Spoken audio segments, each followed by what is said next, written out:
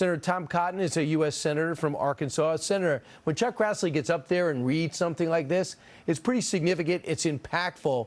What changes if these recordings exist? Brian, first off, let me say God bless Chuck Grassley. He has been a titan of oversight for decades in the Senate. And again today, he revealed shocking new information that when the FBI allowed House members last week to review a report from a confidential source, they redacted not just the names or the identities of people, they redacted the fact that this source apparently has 17 different recordings with Hunter Biden and Joe Biden.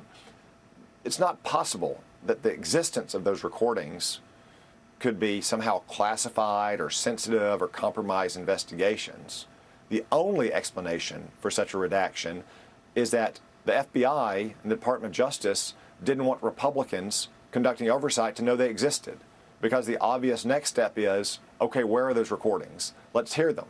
Let's see if they actually exist, if they actually do involve Joe Biden or Hunter Biden, because that's where we should go next from here.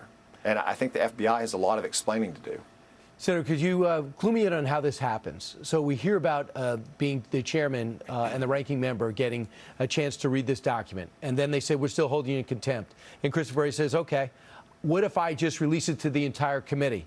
And they say, okay, well, hold the contempt charges. Then they all read it. They notice the redactions. They have different takes on the same facts, which is nuts. Raskin and Comer have different takes on what they read. And then we come back 2 days later and we get this story, that it was too heavily redacted. And in that redaction, covering the redaction, was news about these recordings that talk about money. And instead of, one of the exchange evidently says, instead of $50,000, try $5 million in terms of what the Biden family reportedly would to receive. How does this happen if the redaction get overturned and these facts get exposed? What do you think took place?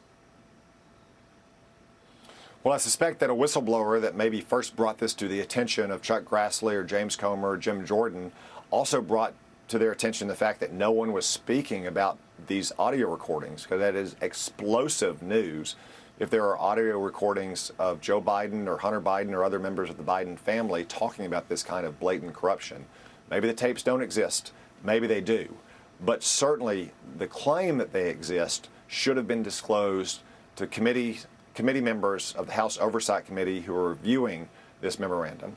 Chuck Grassley has been developing human sources inside the government for a long time, as has James Comer. I bet they came to him.